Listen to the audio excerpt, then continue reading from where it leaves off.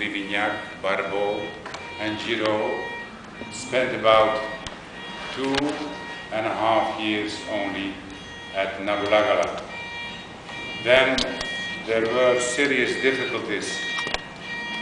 One difficulty was, and well, among white fathers we can say that there were 4 people who were baptized on Good Saturday or Silent Saturday of Easter in 1980 already.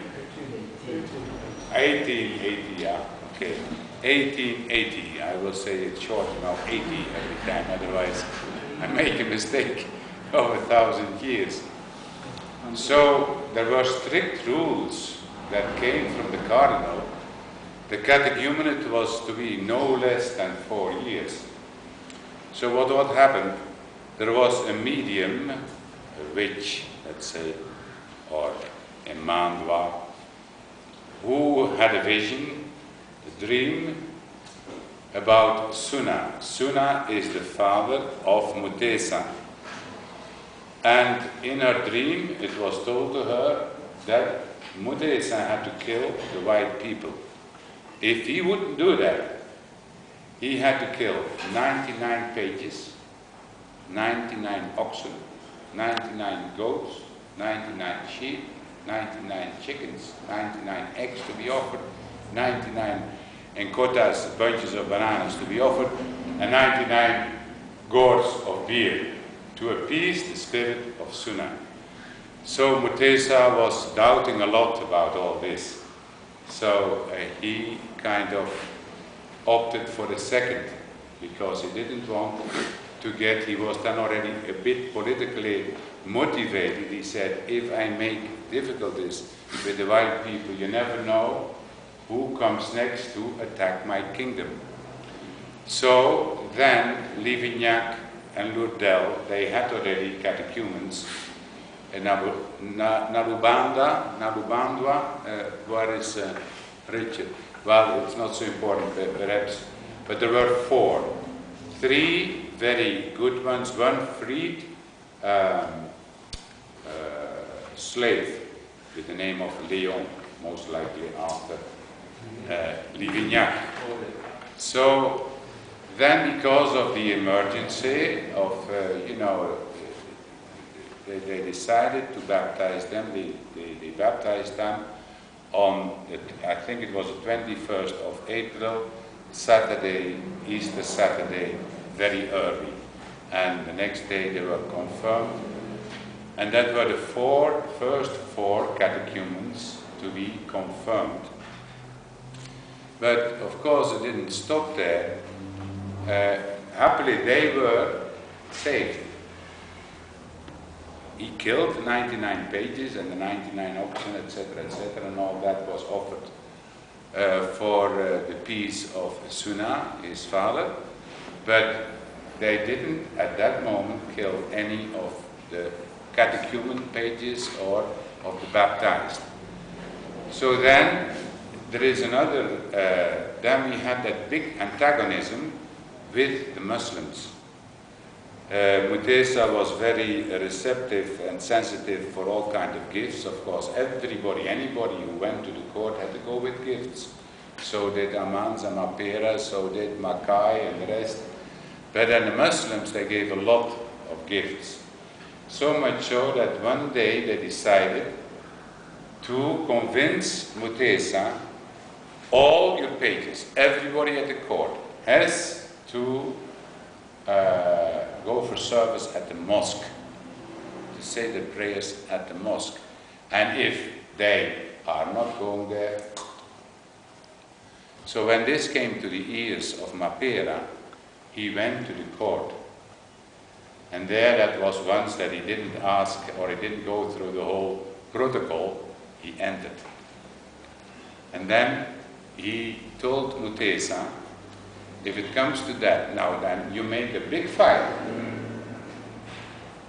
Your Muslims there, they take their Quran, I take my Bible, and we walk through that blazing fire. Of course, the Muslims, they were very upset. They say, They said, he's a Mologo, he's a witch. How can we do that? But Ludel won the day, and Mutesa changed his mind. He was so dumbfounded by this proposal of Ludel. Yeah, well, how wise it was, we don't know, but that's historically true, that he really challenged, provoked the Muslims to go with their Quran and pass that blazing fire together with him, holding the Gospels. This was in September 1881. So then that subsided again, but what was more serious afterwards, in the beginning of 82, there were things the missionaries didn't like at all. One of those baptized people, Leon, had given in to that trend of the Arabs of homosexuality, pedophilia, and pederasty. Pederasty, they call it? Is that the official name, Roger? Pederasty? It exists, but I don't see the difference between. Well, anyhow, all that stuff. Yeah. It exists, yeah. So, and he was convincing or inciting and persuading other pages too. When this came to the ears of Livignac and Ludel, they felt very upset, of course. And they didn't know where were the traitors. On the one hand, they were caught, they saw the extreme generosity of the catechumens, extreme generosity. You had Joseph Mukasa Barikudemba and the others. They were just wondering how those people who were yesterday still pagans and today Christians could behave as they did and resist the king in many things. So, but then they had that dilemma, and it was a very harsh and difficult dilemma. At the same time, there was a lot of pilfering going on at the mission in Abulagala. Things were disappearing. So then Livignac, he proposed a novena and then a secret vote. What should they do? They had at that time 30 orphans, and they didn't want them to get spoiled by this prevalent vice that was rampant in the court of Mutesa. And they knew that in the long run they would be very exposed, and did they have the strength to be firm or not? They didn't know. So then they decided after that novena to have this vote. They voted and decided to go to the south of the lake. Ludel was again sent to the court because they needed boats. And Mutesa was in a way relieved. He was very surprised, but relieved. He felt the pressure of the Muslims. He felt all the other chiefs were very much against, because that was brewing that time. They were very much against all those pages who were turning catechumens and then Christians. So this was all coming up.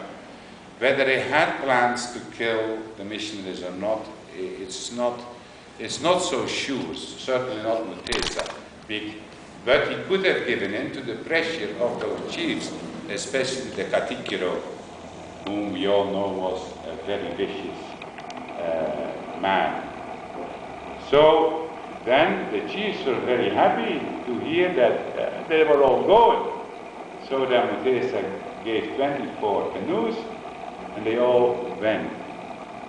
Not all, because then the catechumens pleaded and the Christians pleaded, can we go with you? No, that was impossible. They would just go with the 30 orphans. So they went back to Kagea and later on founded Bukumbi. That's where they stayed up till the end of 85. So this often in the historical books is said this was an exile. No, they chose to leave. It was a self-imposed exile, and they didn't know in the circumstances they were living in exactly what to do. So they took that secret vote and did what they did. They went and founded Bukumbi, Kamuga, and then there at Kayege, Notre Dame, the refugee, Our Lady of the Refugees. So then we have the first Uganda Synod. And who was the chairman of the Synod? That was Joseph Mukasa Bari Kudembe. And if you read the solutions or the resolutions they took and the decisions, it's amazing. First of all, to stand firm. Not only to stand firm in their religion, but to spread it. To send every month 100 catechumens across the lake, and that's a journey of almost a month, to get instructions at Bukumbi, and then the next month they would send another lot. So this was Yosefu Mukasa Barikudembe, with Andrea Kagwa, with what was the other one, Noah Moagali, and Matia Mulumba. He was still a catechumen at that time. But there we saw that of the 30 baptized and the 300 catechumens, that multiplied in those 2.5 years enormously. There we see the power of lay apostolate. So then finally, then what happened in the meantime? In 84, Mutesa died. He died at Kasubi, that's where he's buried, next to the parish of Nabulagala. And Mwanga followed him up. He was enthroned, but he soon got in trouble with the Muslims. And, no, that was afterwards, so no, I'm going ahead a bit too much.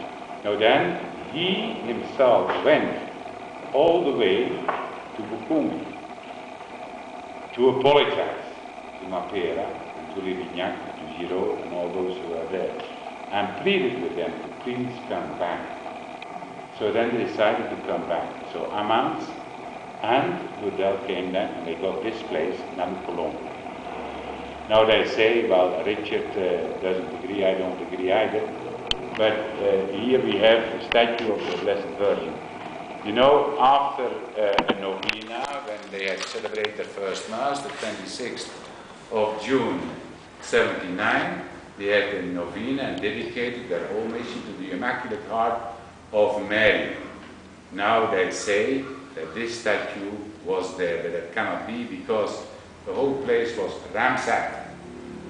After the 11th of November 82, that whole place was ransacked. So, but it doesn't matter. Whatever happened to the things, you know, of Vilagala, they were burned, looted, well, whatever happens, you know, when you have to leave a place. So then, Kabaka Mwanga, King Mwanga, gave them this place. So that's the second mission, as a matter of fact. And again, Amans was there. Livignac came a bit later. But soon afterwards, we get all those troubles. I told you already, the Church Missionary Society had arrived, and in big numbers, rather big numbers, before we arrived. 3 caravans. Mackay is the most known among them. So then there was a bishop, Hannington. You remember of history? Hannington was arriving, and he was arriving through Usoga. The Joseph Mukasa Barikudembe was the majordomo in the court of the Kabaka. He had a great influence on the Kabaka, on the king, but you know, he could only go that far. He had warned the king because he had heard the rumors they were going to kill Bishop Hannington. And he thought he had convinced the king not to do that, Mwanga. But then Hannington was killed. And then Joseph Mukasa Barikudembe